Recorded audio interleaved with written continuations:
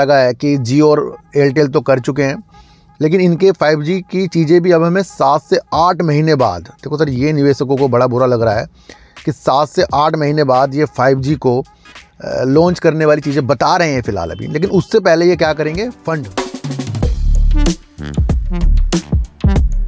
नमस्कार, आप देख रहे हैं डीप सर 6 और आज बात करेंगे सर वोडाफोन आइडिया की। सर तो सर वोडाफोन आइडिया ने पहले अपना लॉस जो है थोड़ा सा कम किया है, लेकिन उसके अंदर अदर्स इनकम्स मैंने आपको बताया था 780 करोड़ की है, जो मुझे सही नहीं लगी। चलो ये तो इसके लॉस और प्रॉफिट तो इसकी अलग चीज़ हो गई, लेकिन हमारी जो समस्या है, जिस वजह से हमें जो वोडाफोन आइडिया में अपना दिमाग लगा लेना चाहिए, वो थी हमारी फ़ंड और 5G। पर बिल्कुल भी फ़ंड की एक समय सीमा अक्षय मुद्रा जी ने हमें बिल्कुल भी नहीं बताई है। 31 दिसंबर को इनकी जो फ़ंड जुटाने की चीज़ें थी और उसके बाद फिर ऋणदाता थे जो बैंक थे, उन्होंने दोबारा से लोन देने की चीज़ों के साथ उतरना था उनको, उन्होंने वो भी बंद कर दी है, क्योंकि 31 दिसंबर तक ये कुछ और अपना अलग तरीके से कोई धन जुटा नहीं पाए हैं। और सरकार आगे मुझे लगता है धीरे धीरे जिस तरीके से वोडाफोन आइडिया अपनी धन को जुटाएगा या अपनी जिस तरीके से कर्जे को देगा, सरकार कोई भी आगे मदद करने वाली अब इनकी है नहीं। जिस तरीके से इसमें इतना स्टेक लिया था, फिर कुछ अलग अलग चीज़ें की थी, तो सरकार से भी मुझे नहीं लगता कि आगे जाके इसको उम्मीद होगी। दूसरा, इनका जो 5G है उसके ऊपर भी एक जो हमें पता लगा है कि जियो और एयरटेल तो कर चुके हैं, लेकिन इनके 5G की चीज़ें भी अब हमें 7 से 8 महीने बाद, देखो सर ये निवेशकों को बड़ा बुरा लग रहा है कि 7 से 8 महीने बाद ये 5G को लॉन्च करने वाली चीज़ें बता रहे हैं फ़िलहाल अभी, लेकिन उससे पहले ये क्या करेंगे, फ़ंड। पहली प्राथमिकता इनकी फ़ंड है, फ़ंड को सिक्योर करेंगे और उसके बाद ये 5G 7 से 8 महीने बाद लाएंगे, यानी कि इससे पहले फ़ंड आएगा। फ़ंड एक ट्रिगर पॉइंट है, लेकिन मुझे एक चीज़ देखने को मिल रही है कि वोडाफोन आइडिया सबसे पहले एक प्राथमिकता दे रहा है, वो दे रहा है अपने विक्रेताओं को जो उनका भुगतान है, बकाया भुगतान उनको देने के लिए करेगा। भाई वो पहले काम, वो पहले जो पैसा आएगा या करेगा किसी भी तरीके से, तो वो पहले विक्रेताओं को देगा। और उसके अंदर सबसे ज़्यादा मुझे देखने को मिल रहा है इंडस टावर, और इंडस टावर के लिए इसने अक्टूबर और दिसंबर तिमाही में करीब जो बकाया था भुगतान का, उसमें 300 करोड़ रुपए अतिरिक्त दिए हैं, इसने दे दिए हैं।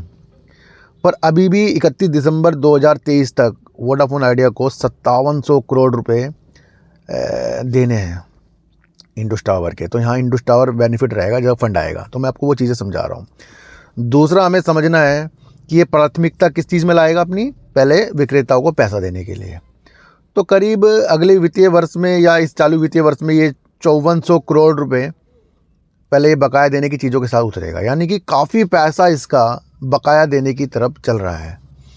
तो मुझे सारे हालातों को देखकर एक चीज़ें लग रही हैं, एक तो 7 से 8 महीने बाद 5G, उससे पहले फ़ंड, है ना, समय सीमा फ़ंड की बताई नहीं जा रही है। बैंक आगे से लोन देने के लिए तब देंगे जब इनके पास कुछ अलग से पैसा आएगा, कहीं से कोई बाहरी फंडिंग आएगी। और अक्षय मुद्रा जी ने ये कहा है कि अगर वो अपनी जो पूंजीगत व्यय होते हैं उसको करने में सक्षम नहीं रहे, जो खर्चे करने में या फंड कुछ करने में, तो प्रमोटर इस फंड की उपलब्धता करा सकते हैं। तो वो प्रमोटर से भी बात करेंगे, जो यूके वाले और आपके इंडिया वाले हैं हमारे कुमार मंगलम जी। तो मुझे अभी इसकी स्थिति दयनीय लग रही है, पर एक ट्रिगर पॉइंट इसका फ़ंड का आएगा। फ़ंड के लिए उन्होंने बता ही दिया है कि 5G से पहले ये फ़ंड को सिक्योर करेंगे, तो वो एक मुझे लगता है कि इसका ट्रिगर पॉइंट है। पर अभी हालातें जो इसके हैं मुझे थोड़ा सा निगेटिव दिख रहे हैं सर। सब चीज़ को संभल कर चलना पड़ता है सर। आज मैं अपने बच्चों की पेरेंट्स मीटिंग में आया हूँ, लेकिन मैं तो अंदर जाता नहीं, मेरी वाइफ जाती है, तो मैंने सोचा आपको ये चीज़ बता दूँ, है ना।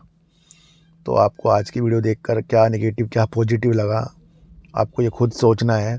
मैंने आपको वो चीज़ें बता दी कि यहाँ अगर फ़ंड आया तो उससे इंडस टावर को फ़ायदा होगा, और अदर तरीके से जो जिसको इनको बकाया देना है विक्रेताओं को, उनका फ़ायदा होने वाला है। पहली प्राथमिकता इनकी बकाया देने की है। तो आप इस चीज़ से क्या समझिए, जो पहली प्राथमिकता जो इनकी, जो पहला काम इनका स्टेप होगा, ये पैसा उतारने वाला होगा जो बकाया चल रहा है। तो कर्जे में तो डूबी है ना कंपनी, और धीरे धीरे अपने कर्जे को उतारेंगे, धीरे धीरे कुछ भी करेंगे उसमें, बस सरकार अब आगे मुझे नहीं लगता इसके अंदर कुछ चीज़ें इन्वॉल्व कर सकती है। उधर BSNL अपने कदमों के साथ खड़ा हुआ है, और अच्छा बजट आने वाला है, अंतरिम बजट है ये। मतलब सर इस बजट में मुझे लगता है कि ज़्यादा कुछ चीज़ें आपको नहीं सोचनी चाहिए, क्योंकि ये तो सर असली बजट जो होगा सरकार बनने के बाद होगा। अब इस बजट में जो पहली योजनाएं सरकार की तरफ से चल रही हैं उनको सही तरीके से चलाने के लिए सिर्फ बातें हो सकती हैं, चाहे वो इंफ्रास्ट्रक्चर हो, रेलवे हो, गवर्नमेंट कंपनियां हो, है ना, या फिर आपका अलग अलग जो भी चीज़ें स्कीम सरकार चला रही हैं उसको सुचारू रूप से चलाने की चीज़ें की तरफ से बता सकते हैं। देखो सर, अपने पोर्टफोलियो में हर सेक्टर के कुछ ना कुछ शेयर आपके होने चाहिए, क्योंकि कभी भी ऐसा नहीं होगा कि आगे जाके मार्केट में गिरावट ना हो या फिर हो कुछ भी हो, तो आपके हर एक सेक्टर के शेयर होंगे। तो आपको देखने को, जैसे कोरोना की चीज़ आपको पता लग गई तो वहाँ पर कौन सा शेयर चलेंगे आपके, जो फार्मा के होंगे, है ना। तो हर सेक्टर के आपके शेयर आपके पोर्टफोलियो में होने चाहिए। अब कभी भी ये नहीं सोचना है कि सारे शेयर ही भागेंगे आपके, और जिस दिन आपने ये सोच लिया सारे शेयर भागेंगे, उसमें कुछ भी आपको फ़ायदा नहीं होगा। तो इस बजट में ज़्यादा दिमाग नहीं लगाना है, दिमाग लगाना है सरकार अगर ये इलेक्शन में दिमाग ज़्यादा लगाना है। मेरे हिसाब से इलेक्शन मुझे ज़्यादा इंपॉर्टेंट लग रहा है, और काफ़ी लोग गुमराह भी कर देंगे, सर ये खरीद लो वो खरीद लो। आपको अपना 1 से 2 महीने फ़ायदा देखना है, बस मेरा कहने का मतलब ये है ना। तो अब लोग मुझे देख रहे हैं क्या बात कर रहा है अकेला ही नीचे मुँह करके, तो मुझे लगता है कि अब वीडियो यहीं ख़त्म करनी पड़ेगी। तो आज की वीडियो से आपको वोडाफोन आइडिया में क्या समझ में आया, और बजट को ज़्यादा तरीके से नहीं लेना है, टेंशन नहीं लेनी है, और सबका दिमाग जब एक तरफ हो जाता है तो हमें एक तरफ अलग तरफ के सोचना पड़ता है। एक मेरे बड़े गुरु हैं जो शेयर मार्केट के ही हैं, बड़े बड़े आदमी होते हैं, तो उनका कहना है कि पहले पैसे ही बचा लो अपने, जब अपने मूलधन बच जाएगा पैसा तो फिर भी कमा लोगे।